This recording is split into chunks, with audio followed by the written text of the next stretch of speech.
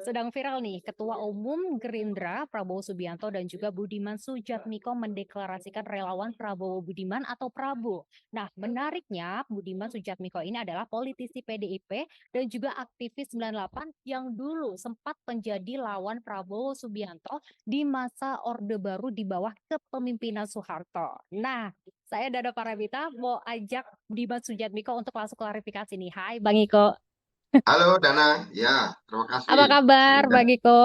baik nih barusan pulang dari Semarang. Ya, Oh, baru pulang dari Semarang, udah di Jakarta lagi sekarang ya. betul. Betul. Nah, Ya Bang Iko betul. boleh dong diceritain kok bisa gitu. Gimana sih ceritanya tiba-tiba mendeklarasikan relawan Prabowo Budiman tuh? Nah, ini kan sebenarnya sudah didahului prosesnya pada tanggal 18 Juli 2023, 1 bulan lalu, saat saya bertemu Bapak Prabowo Subianto di kediaman beliau di Jalan Kertanegara Jakarta, dan ngobrol. Keinginan saya adalah bagaimana menyatukan dari kekuatan-kekuatan nasionalis untuk bisa menghadapi masa depan bangsa yang penuh gejolak, banyak tantangan ke depan begitu, sehingga kaum nasionalis harus bersatu dan mendapatkan kemenangan yang tebal, besar dalam Pilpres 2024, kalau bisa satu tiket gitu kira-kira. Nah, ini adalah kelanjutan dari itu untuk menunjukkan keseriusan bahwa eh, kaum nasionalis harus bersatu. Dan saya seperti yang tadi Dana bilang, saya ini kan pernah berhadapan bukan dengan Pak Prabowo pribadi ya. Jadi ketika kemarin Pak Prabowo minta maaf ya, ini bukan soal pribadi, ini kan soal politik, soal sejarah ya, di mana kita harus berhadapan-hadapan.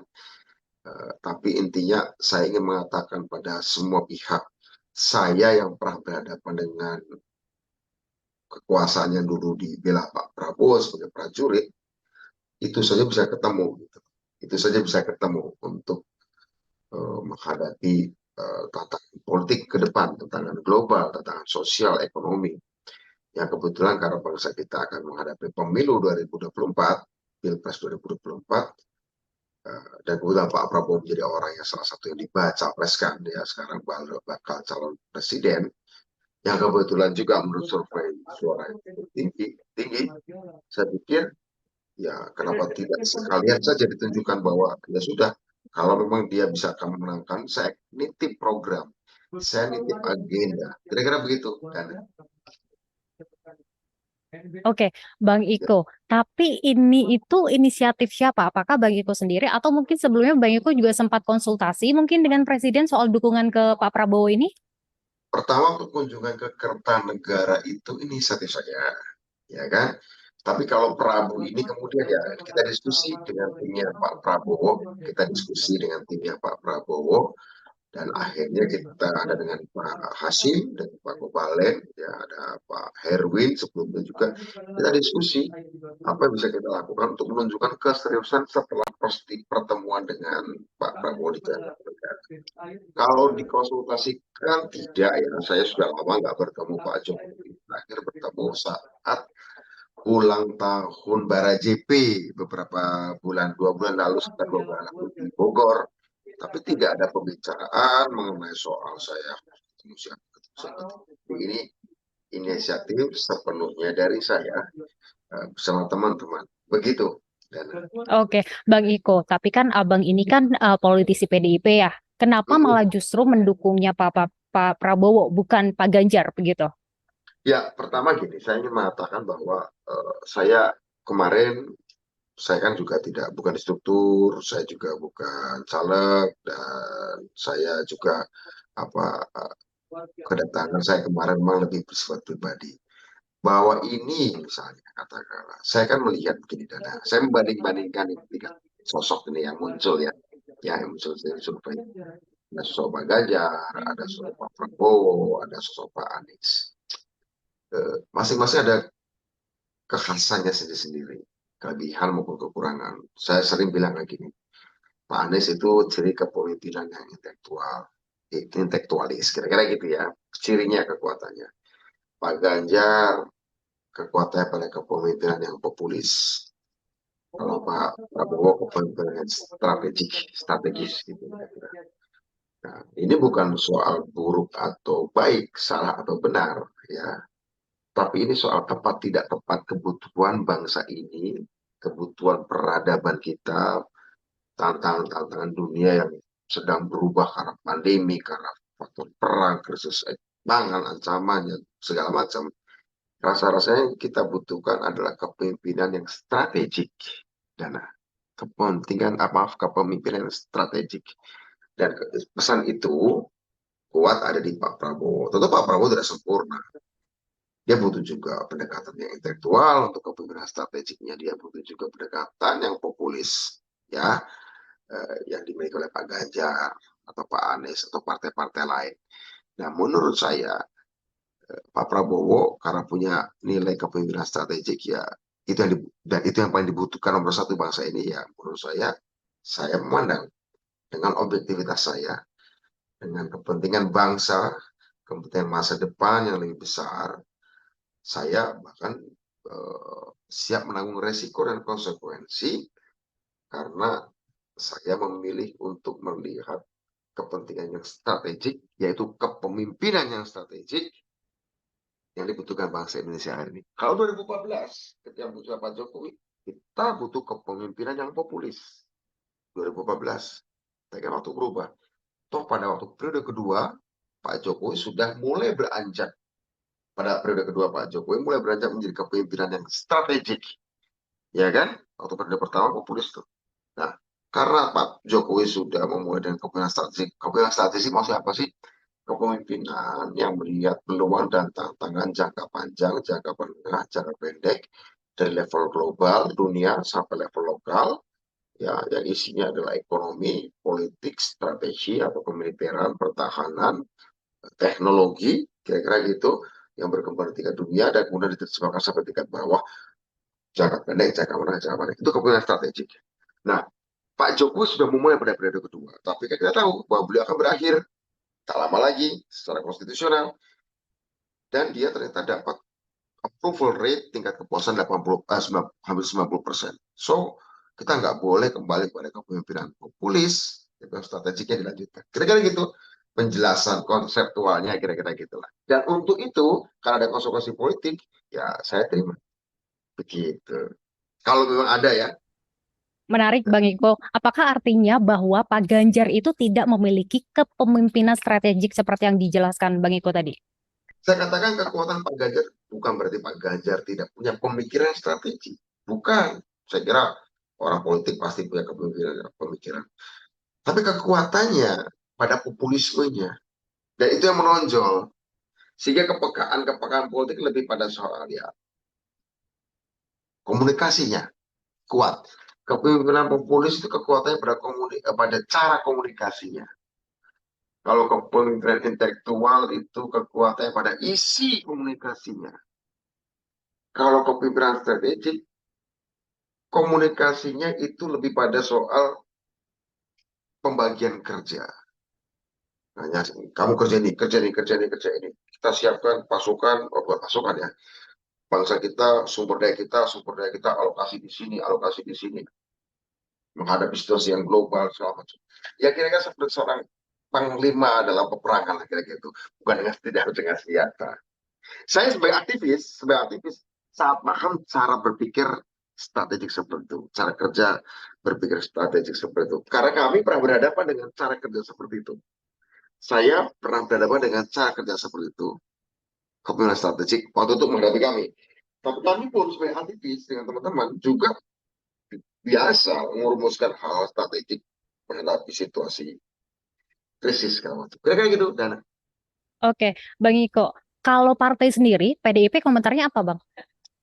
Belum ada yang setahu saya sih baru Pak Jarod. Tapi mungkin komentarnya baru komentar bercanda saja mungkin Pak Jarod, ya. Saya sih belum belum ketemu. Mungkin nanti akan ketemu minggu depan. Jadi akan ketemu Pak Sekjen atau siapa. Tapi belum ada komentar dari Pak Jarod saja. Ya. Pak Oke, Jarod Saiful tapi Hidayat, ya. siap kalau misalkan nanti dapat sanksi nih, Bang Iko. Dana yang baik. Jadi gini. Tadi saya sudah jelasin, ya, alasan-alasannya, ya. Hmm. Saya harap Dana tidak harus setuju sih, tapi cukup memahami dan pemirsa juga tidak harus setuju, tapi mudah-mudahan banyak yang setuju. Itulah anak Indonesia. Pertaruhannya Indonesia gitu loh. Pertaruhannya Indonesia ini mau jadi negara maju atau gini-gini aja gitu ya. Objek saja atau mau jadi subjek perubahan maju. Nah, untuk hal yang sestrategik itu, ini agak agak belagu kali kalau saya ngomong ya. Agak belagu, sorry kalau agak belagu. Ya nyawa pun nggak masalah gitu. Agak belagu ya. Saya bukan mengatakan saya akan mati untuk Pak Prabowo, tidak, bukan ya, saya kan bukan tentara. Tapi artinya untuk ide itu, untuk ide kepemimpinan strategik itu, siapapun kepemimpinan strategik, bahwa sekarang dari tiga itu Pak Prabowo yang merepresentasi ide strategik itu, ya itu kebetulan saja. Dan kebetulan pernah berhadapan dengan saya. Tapi bisa jadi siapapun. Bisa aja Pak para menteri luar negeri, misalnya Ibu Retno Marsudi. Saya kan Ibu Retno Marsudi tidak ada di baca pres gitu kira-kira ya. Dia punya biasa pemimpin strategik. Atau Pak Jokowi. Pak Jokowi sudah sampai loh kepemimpinan strategik loh. Cuma kan konstitusi tidak memungkinkan ya. Kalau memungkinkan saya dukung Pak Jokowi, itu kan nggak memungkinkan. Nah, jadi untuk hal strategik itu, tantangan strategik itu, ini sore kalau saya belagu ya. Ya nyawa pun saya pertaruhkan gitu. Bukan pada Pak Prabowo aja, pada kepemimpinan strategis. Bahwa sekarang kalau di Pak Prabowo ya sudah sebagai sebuah fakta. Kita nggak bisa. Artinya apa yang dikatakan Dana, apakah sanksi atau apapun, menurut saya ya apa? Ya kalau kita ingin makan durian dalam pengertian kebangkitan Indonesia, kita harus siap membelah bersentuhan dengan duri-durinya ya, kira-kira gitu. Oke, Bang Iko, saya mau berandai-andai sedikit nih. Misalkan PDIP ternyata tak setuju, nggak setuju gitu. Apakah mungkin Oke. Bang Iko ada peluang untuk masuk Gerindra begitu? Saya tidak terpikir untuk itu. Saya tidak Beneran? terpikir untuk pindah partai. Tapi saya terus pasti akan laporan pada partai. Saya akan laporan. Isi laporan apa nanti tunggu tanggal mainnya. Tapi untuk pindah ke partai lain, ibaratnya gini, ibaratnya cerai, saya tidak akan cepat-cepat nikah. Saya mungkin akan jomblo dulu. Entah sampai kapan, mungkin lama juga gitu ya. Kira-kira gitu. Ya, kata, ibaratnya gitu lah. Putus jomblo dulu aja lah. Jadi orang bebas. Jomblo dulu aja ya, nggak cepet-cepet nikah lagi gitu ya. Enggak, Oke, rasanya ini bang. oke, Bang Iko, ngomongin soal aktivis 98 dulu. Nah, ini kan dulu sempat jadi lawan Pak Prabowo gitu, Bang Iko. Apakah ketika kemudian Bang Iko mendeklarasikan relawan bersama Prabowo ini, mungkin ada teman aktivis yang tiba-tiba ngontak gitu atau nggak setuju dengan keputusan Bang Iko atau Yang gimana? yang nggak setuju ada, tapi yang setuju lebih banyak sebenarnya. Oh ya, lebih banyak sebenarnya. Dan teman-teman Menarik. lama saya jauh lebih banyak. Cuma memang mereka tidak bikin konversi pers. Tetapi mereka langsung, Mas, kita mau buat cabang Prabu di kota ini. Kita konsolidasikan banyak teman-teman aktivis dari berbagai macam organisasi. Saya dihubungi, bahkan ada yang menarik. Dan yang tadinya tidak setuju saat saya ke Kertanegara bulan lalu, ketemu Pak Prabowo di rumahnya, kan ada yang nggak setuju. Tiba-tiba setelah acara kemarin, tadi pagi menghubungi, setuju saya akan kumpulin. Sekarang mulai setuju gitu loh. Tadinya nggak setuju waktu saya ke Kertanegara. Apalagi ya, ya banyak kemudian setelah saya dari Kertanegara bulan lalu, kemudian juga banyak ketemu ke luar daerah, banyak orang minta teman-teman, ayo Mas, kalau bisa ke sini, ke sini. Nah, sebenarnya acara di Semarang kemarin itu dalam rangka merespon banyak permintaan. Ya udah kita kumpul di Semarang saja. Karena itu Prabowo juga akan dideklarasikan mudah-mudahan di 40 kota kabupaten. Dan walaupun saya belum tentu harus hadir semua kira-kira. Oh, berarti Semarang ini permulaannya ya, nanti akan ada 40. Permulaan Oh, ada oke. 39 lagi. Walaupun saya belum tahu ada semuanya ya. Dari Oke.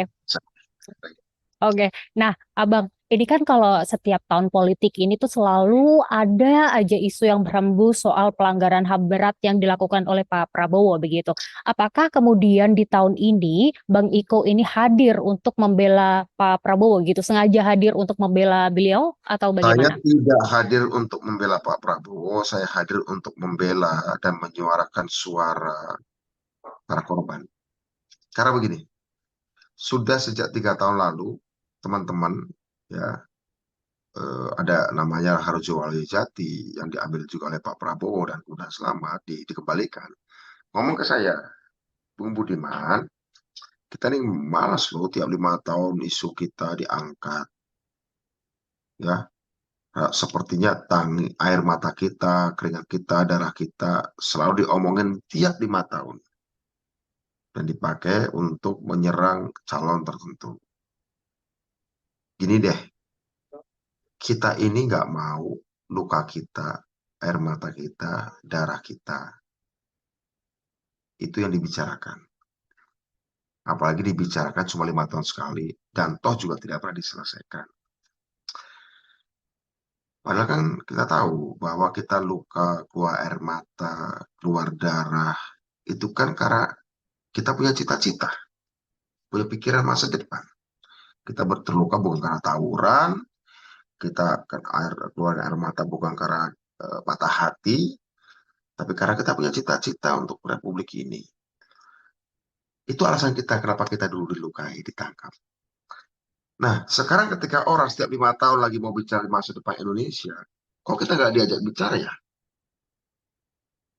Pikiran kita yang menyebabkan kita luka dulu nggak pernah dijadikan bahan pembicaraan atau diajak bicara. Tapi luka kita dijadikan bahan, tapi itu pun kita nggak diajak bicara, cuma diomongin 5 tahun sekali, itu pun nggak diselesaikan. Sementara orang itu ngomongin masa depan 5 tahun sekali. Padahal sebelum orang itu pernah mikir masa depan, kita dulu udah mikir masa depan loh. Dan untuk itu kita terluka, kita berdarah dan keluar air mata. Jadi nggak fair.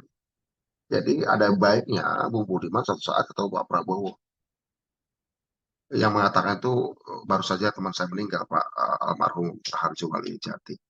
Saya ngobrol-ngobrol dengan aktivitas yang terakhir dengan Mugianto, teman saya juga, ketua mantan kalau nggak salah sekarang, mantan keluarga Ikatan Keluarga Orang Hilang Indonesia, menemui saya minggu lalu dan tahu acaranya dan support. Jadi kalau kamu katakan menyuarakan membela kepentingan Pak Prabowo, enggak. Saya membela kepentingan korban. Dan untuk itu mereka justru mendukung langkah saya. Tanpa pembicaraan itu, dan maaf, tanpa proses pembicaraan selama 3 tahun terakhir, yang saya ceritakan barusan itu kan cuplikan-cuplikannya saja ya.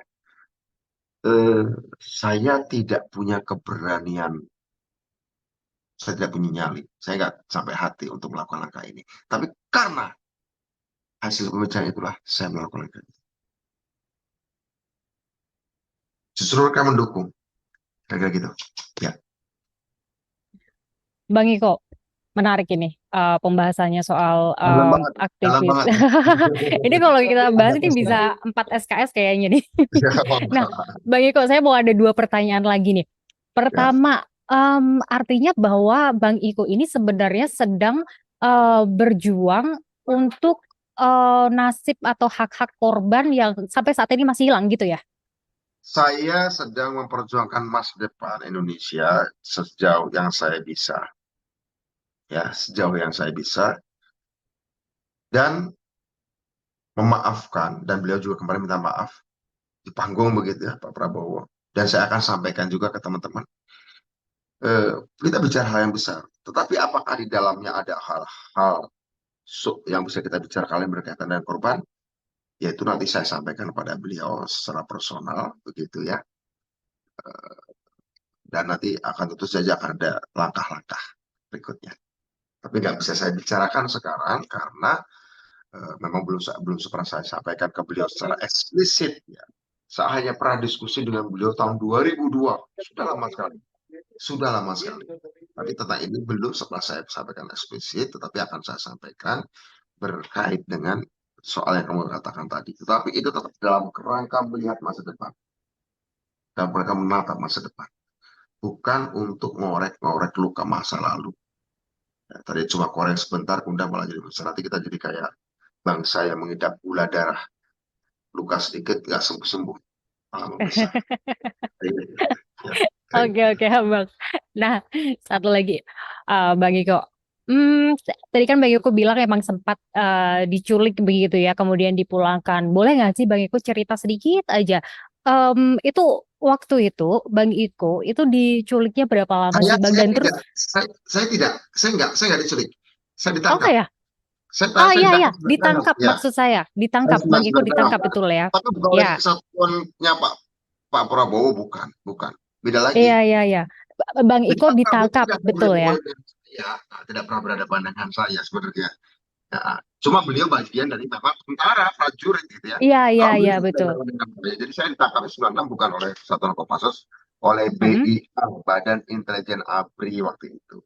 Sekarang namanya BAIS, Badan Intelijen Strategis. Kira-kira gitu. Oke, berarti udah nggak ada dendam masa lalu gitu ya Bang Iko? Saya pribadi dan saya tanya teman-teman saya, ya, tidak ada dendam pribadi itu. Dan kami memang dulu waktu berjuang bukan dengan emosi, ya. Kita bukan dengan apa ya, bukan baper kita. Dulu kita waktu bikin demokratisasi, berjuang, ikut berjuang ya, bukan alasan baper deh, alasan rasional aja. Hasil empati pada rakyat, situasinya, diskusi, rasional, nulis, debat, segala macam. Sangat, sangat rasional prosesnya. Tentu ada emosi, tapi tidak kita taruh di depan emosi itu. Gitu ya. Oke, wow. Ini saya beneran belajar 4 SKS nih kayaknya sama Bang Iko ya Belajar soal ilmu apa nih, ilmu yang dipelajari? soal sejarah dan tapi kalau saya bincang sama Bang Iko ini artinya bahwa memang politik itu begitu dinamis ya Bang ya, tidak ada kawan dan juga lawan yang abadi. Betul begitu ya Bang ya? Sebenarnya itu bukan soal politik, Dana. Urusan Oh bisnis ya. juga, urusan bisnis juga nggak ada kawan dalam abadi kan. Kadang-kadang orang bercerai juga karena urusan bisnis nggak jadi ya, pisah kongsi gitu ya. Jadi sebenarnya bukan cuma politik, juga urusan bola kok. Tadinya grup ini pemain pindah dilawan kan bisa aja jadi kepentingan. Jadi bukan sekedar politik. Kalau dinamis, coba Aha. kamu bandingkan gini. Ini proses sudah 25 tahun. Artinya waktu yang sangat cukup untuk bangsa ini mengubah prioritas-prioritas agenda-agenda prioritasnya. Sudah sudah lebih dari cukup untuk suatu bangsa ketika sudah menginjak 25 tahun mengubah agenda-agenda prioritasnya. Dulu prioritas kami, saya dan teman-teman adalah kebebasan. Dan untuk itu kita dorong demokratisasi agar ada kebebasan di Indonesia. Kalau sekarang prioritas kami adalah kemajuan. Karena tantangan udah beda ya. Kita udah bebas udah 25 tahun, kita bebas apa lagi sih? Ya kan? Kita udah negara yang sangat liberal loh. Presiden sampai RT dipilih langsung, sampai kepala desa dipilih langsung. Sangat liberal kita nih. Minta kebebasan apa lagi? Nah, setelah kita kebebasan kita nikmati 25 tahun, ya, tinggal kita berjuang untuk keadilan, kesetaraan, dan kemajuan. Nah, untuk itu membutuhkan agenda prioritas yang berbeda, membutuhkan kawan-kawan, sekutu-sekutu yang berbeda juga. Karena gini, Diana, saat kita dulu berjuang untuk Indonesia menjadi bebas, hampir seluruh negara di dunia ini setuju. Saat kita ingin menciptakan kesetaraan dan keadilan setelah bebas, banyak negara masih setuju tapi berkurang. Tapi saat agenda kita adalah kemajuan Indonesia, mungkin semakin sedikit negara yang setuju. Semakin besar mungkin, aduh kalau Indonesia maju, dan bisa bikin mobil sendiri, bisa bikin motor sendiri, bisa bikin pesawat sendiri, bisa bikin alat pertahanan sendiri, jangan-jangan produk gua nggak akan laku di pasaran Indonesia. Artinya negara-negara industri maju belum tentu setuju, ya kan? Karena itu, karena semakin sedikit negara di luar Indonesia yang setuju Indonesia jadi negara maju, maka modal yang paling solid, yang paling bisa kita andalkan untuk Indonesia jadi negara maju adalah orang Indonesia itu sendiri. Karena itu, dan saya berani katakan, selama dia orang Indonesia, selama dia setuju Pancasila, selama dia setuju NKRI, selama setuju agenda kita adalah kemajuan dan keadilan, orang-orang yang konservatif pun saya ajak ngobrol. Orang-orang yang konservatif yang beda politik saya ajak ngobrol. Rival-rival pun harus saya ajak ngobrol. Selama dia orang Indonesia, setuju Pancasila, NKRI, setuju agenda kemajuan. Saya ajak ngobrol, saya ajak bersekutu kalau perlu. Bahkan yang pernah saling berhadapan pun nggak ada masalah. 25 tahun yang lalu. Apa Dana 25 tahun lalu pernah marah-marahan sama teman ceweknya waktu rebutan permen karet. Terus satu saat reuni setelah kuliah, setelah lulus, masih ribut. Woi, dulu kamu ambil permen karet gue ya, nggak ngomong ya. Atau kamu nempel habis makan permen karet, kamu tempel di bajuku ya, di bangkuku ya. Masa kita ngomong kayak gitu? Kan lucu ya. Padahal kita harus ngomongin yang lain. Manusia aja ada masa. Ya tentu saja yang terjadi 25 tahun lalu bukan setelah permen karet. Mungkin dia pernah berkelahi. Tapi kita ketemu teman SD yang pernah berkelahi, berdarah-darah setelah usia segini, masa kita harus ngomong kayak gitu terus? Itu menurut Move on saya. ya Bang ya. Move on, kalau bahasa sekarang move on. Move on, yang Healing, lalu biarlah healing. berlalu gitu ya. Bukan, bukan berlalu, bukan melupakan, Oh, bukan memaafkan. melupakan. Oke, Bukan move on melupakan, aja. memaafkan. Ya, kira-kira. Oke, oke, oke. Baik, Bang Iko, seru sekali obrolannya. Ini Oke, sebenarnya Mas. masih panjang nih. Kalau kita ngobrolin bisa Ya, sampai besok baru selesai ada kayaknya. selain, ya, ada selain. Terima Siap. kasih, Bang Iko. Kita tunggu Makasih ya sudah mengundang. Ya, deklarasi Prabu di 39 kota lainnya ya. ya ditunggu saja. Oke. Oke. Iya, baik Sukses ya. Bang Iko. Ya. Ya, Ya. thank you Bang Iko. Saya Dada Paramita, salam chat